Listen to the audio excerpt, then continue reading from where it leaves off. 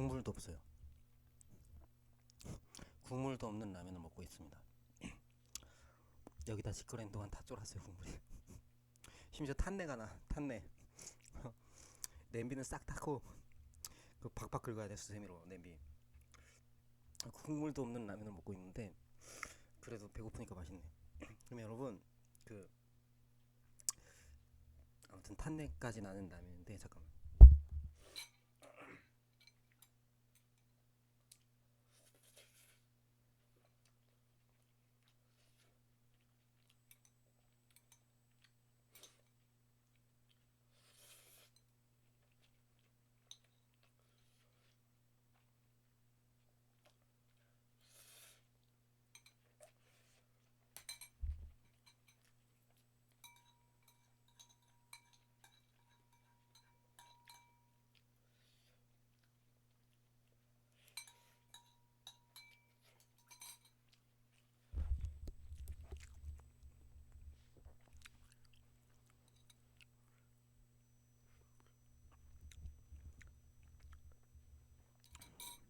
이거 그 국물이 없는 라면인데 탄내까지 나고 사실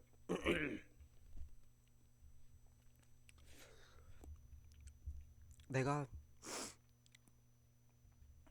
이미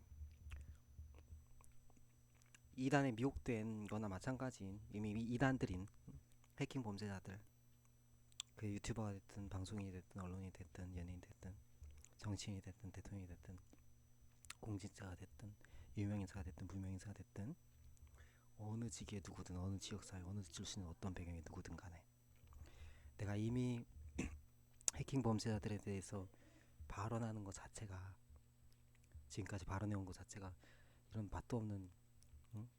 그냥 있으니까 먹는, 응? 끓여놨으니까 먹는 이런 국물도 없는 탄내 나는 라면 먹는 거랑 똑같은 거 아니겠어요? 그쵸? 탄내 나는 국물도 없는 라면. 국물도 없는 라면 있어. 그쵸? 사실 이제 이렇게 함부로 막 욕짓거리하고 막 이렇게 싸워야 되고 화내야 되고, 응? 이런 거 자체가 이미 내 자신에게도 이미 고통이잖아요. 그쵸? 고통이지. 고통이고 범죄하는 그 범죄가 계속 지속되고 있는 이 상황에 대해서 비정상적으로 접속을 하고 정보를 유출을 하고 심지어 막 반응을 해대고 그런 상식을 벗어난 사람들에게 대해서 계속해서 말을 해야 된다는 그 상황 자체가, 말을 한 거 자체가 이미 이런 라면 먹고 있던 거지 뭐그 자체가. 그쵸? 응? 국물도 없는 탄내 나는 라면. 응?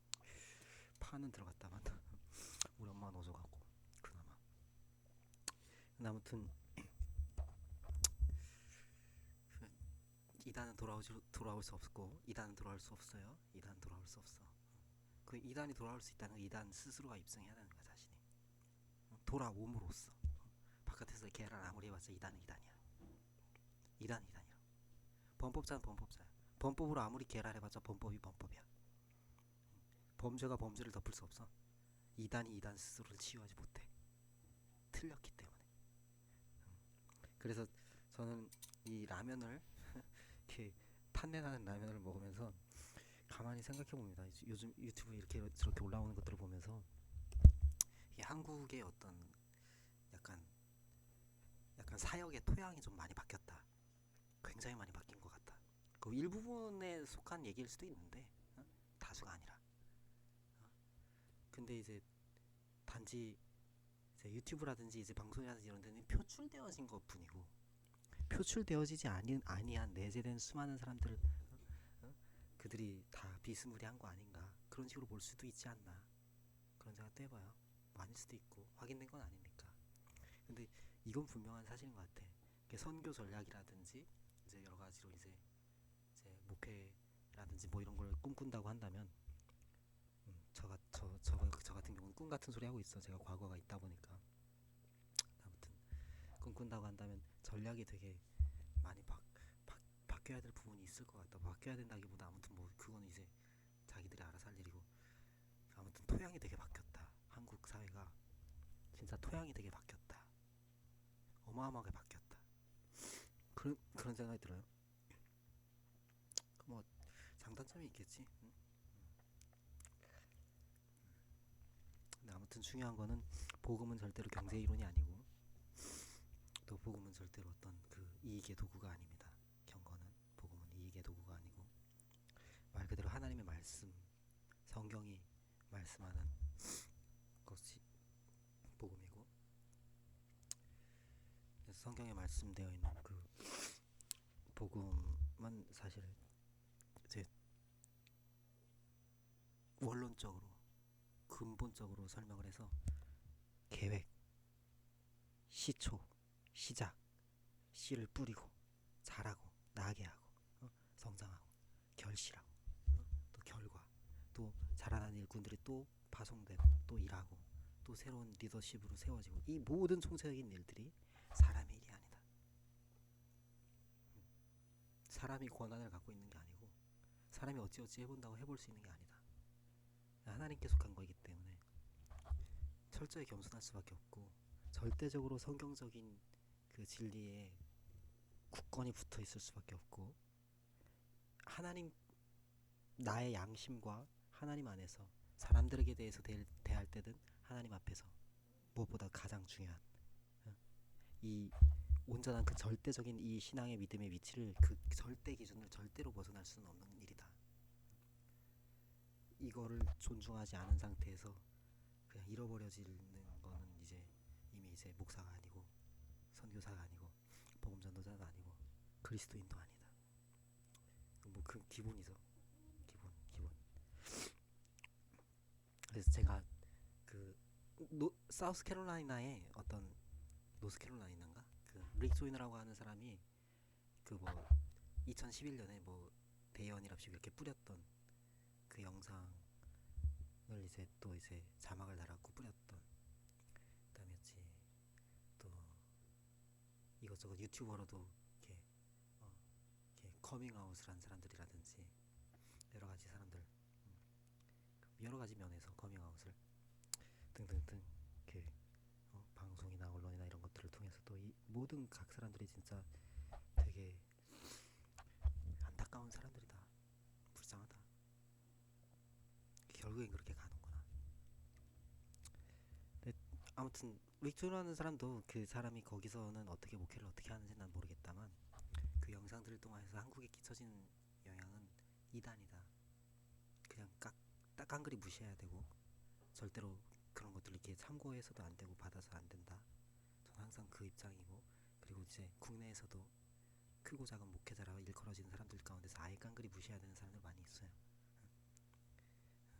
유튜버 중에서는 목사 한수도 안 받고 신학 공부도 안 하고 짓거리는 사람도 많고, 아예 교회론도 잘못되고 구원론도 잘못되고, 그리고 또 뭐야 그리스도론, 기독론도 잘못된 경우도 있어. 말도 안 되는 것들이 너무 많기 때문에 그 뭐 하나하나 지적을 할 것도 아니지만, 사실 그냥 정상적으로 교회를 출석하면서 그냥 성도라면 유튜버 이것저것 맛봐가면서 그냥 개라라는 이런들 어떠하리 저런들 어떠하리 하면서 이러쿵저러쿵 이렇게 장난치는 바보 같은 멍청이들 같이 뭐 일일이 이렇게 짚어줘도 짚어준 것도 이게 이러고 있는 그 쓸데없는, 제가 지금까지 이거 먹은 것 같은 엿 먹은 거, 지금까지 제가 엿 먹은 것 같은 그런 삶을 더 이상 진행할 필요가 없을 것 같습니다. 왜냐면 이미 죽은 존재들이니까. 살아날 가망도 없는 존재들이고 살아날 가망도 없는 존재들이고, 영적으로 죽은 자들은 그들끼리 그냥 죽은 채로 죽은 사회를 형성하며 죽은 자들로 저희 죽은 자들을 장사하게 놔두고, 우리는 그리스도인은 살아있는 사람은, 하나님께 대해 살아있는 사람은, 영적으로 살아있는 사람은 절대 기준에 입각해서 아무튼 뭐 이렇게 설명한다면 얘네들이 알아듣게 그 들어도 뭐 지나가 이거야 어쩔 수 없다니까. 근데 아무튼 절대 기준에 입각한 하나님의 성경의 절대 기준에 절대 진리에 붙잡하여서 룻이 시어머니를 붙쫓았더라 이것처럼 당신의 여호와 하나님이 나의 하나님이 되실 것이요 당신의 여호와 하나님의 백성이 나의 백성이 될 것입니다. 이렇게 얘기했던 암몬 족속 중에 어떤 그 룻처럼 우리 끝까지 예수님 따라가야 됩니다.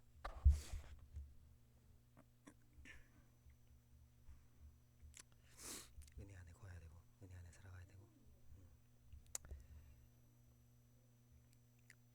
모든 하나님의 말씀을 존중을 한다면 모든 계명을 존중하고 진심으로 사랑하고 그럴 때 하나님의 은혜 가운데 거하는 거예요. 진심으로 하나님의 모든 말씀을 존중하고 사랑할 때 그 절대 기준과 진리를 존중할 때 진정으로 하나님의 은혜 안에 거하는 거예요. 은혜로 말미암아 살아가고 은혜 안에 거하는 거예요. 인간 자력군 율법주의 아니란 말이지. 지들 멋대로 하는 것도 아니고.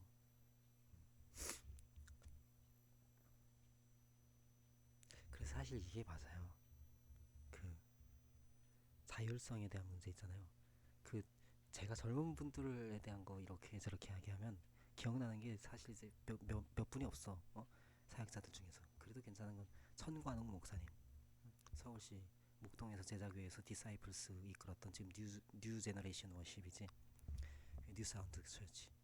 천관웅 목사님이 쓴 곡 가운데선가 아무튼 어디 있어 그런 게 뭐 딴 거 번안했나 아무튼 그 곡에 뭐가 있냐면 그 내 귀를 뚫으소서 종이 되기 원합니다.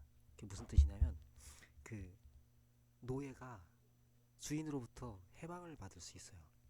노예가 주인으로부터 해방받기 전에 자기가 그냥 주인한테 복속돼서 살아갈래요. 이렇게 자기가 의지하면 주인의 영영한 노예로 살아가기 위해서 이제 그 표시로 귀를 뚫는단 말이죠. 구약 성경에 보면 그런 규례가 있는데 그때는 노예 제도가 있던 시대고 이제 그걸 빗대어서 사실 그리스도인이란 건 하나님께서 하나님을 거절할 하나님을 거부할 계명을 거절할 죄를 선택할 자유를 주셨어. 근데 그럼에도 불구하고 아니야. 난 주님이 좋아. 난 하나님의 말씀이 좋고 난 성경에 순종할 거야. 죄가 얼마나 끔찍한 건데 그 결말이 어떻고 난 이걸 아는데 어떻게 그걸 선택해. 그럴 수 없지. 난 주님이 좋은데 하나님 나를 사랑하시는 걸 아는데 난 하나님 끝까지 따라갈 거야. 하나님의 주인 되심을 인정할 거고 내 삶의 모든 영역에 내 의지에 내 미래에 내 목표에 내 하나하나 선택에 내 안에 계신 진리의 성령님의 주인 되심 인정할 거야. 하나님의 통치를 인정할 거야. 하나님의 권한을 인정할 거고 내 삶의 주인은 예수 그리스도이시여. 이걸 선택하는 거. 이게 그리스도인 삶이죠. 이게 그리스도인 삶이에요. 이게 성도의 삶이에요. 이게 은혜 안의 자유로움이에요. 이 은혜 안의 자유로움. 이 하나님의 사랑과 이 은혜 안의 그 즐거움을 모르는 사람들은 그리스도인이 견디는 게 막 막 고난의 삶인 줄 알아. 막 고통의 길이래. 막 힘든 길이래. 아니 지가 예수야. 골고다 언덕을 지가 십자가 메고 올라가는 것도 아니고. 예수님이 다 치러 놓으셨는데.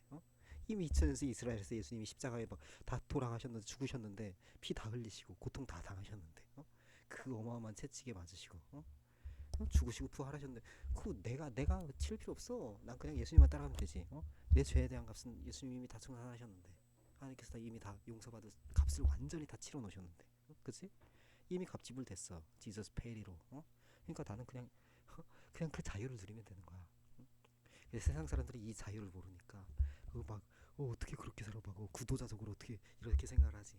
고난의 길인 줄 아니? 가장 즐거운 길이지. 너무 행복한 길이지. 여러분 안녕.